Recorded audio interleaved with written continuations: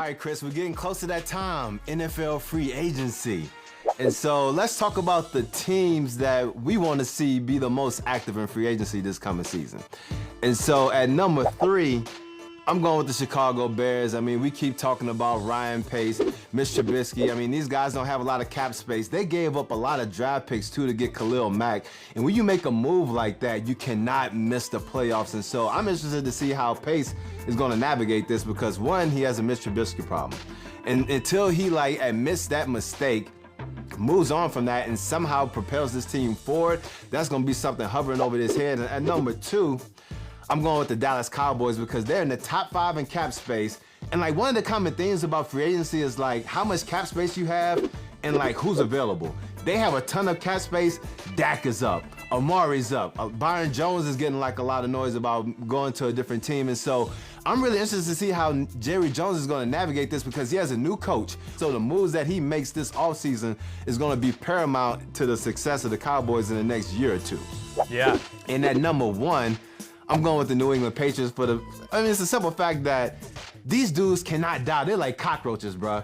And so this is everyone's trying to see what New England's going to do because if Tom Brady leaves, the end of a 20-year era may finally come to an end. And anyone who doesn't like the Patriots hates them with everything inside their core. And so everyone's on pins and needles to see if Tom Brady's going to sign back with the Patriots or if he's going to go on. And if he does stay, who are going to be the guys that they can surround him with in order for them to compete for another ring. And so those are the teams I'm looking at, but I'm interested to see what you have your eyes on for in free agency. Yeah, I like the teams you picked because you picked the right reasons to why to be excited about those teams. I mean, so I'm down with you. My teams are totally different, but I'm going a different angle a little bit than where you're going. All right, my third team that I'm really pumped to see what they do in free agency is the Buffalo Bills because I think the Buffalo Bills are one of those teams. First off, they're fourth in football with cap space, so they got a ton of money to spend, and I think they need some difference-making players.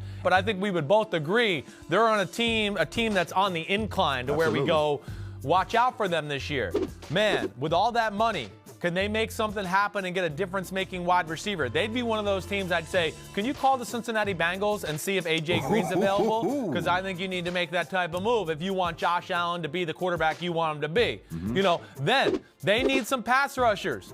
This year, whoa, there's a plethora of pass rushers on the open market. They got the money to spend and do that and change their team around and then to talk about maybe dethrone that team that's been dominating football for the last 20 years for the first time. So that's why I'm excited about that, okay? Number 2, I'm going with the Houston Texans. What they need to do in Houston, another offensive lineman just to help out my man Deshaun so he doesn't always have to run around like a chicken with his head cut off, okay?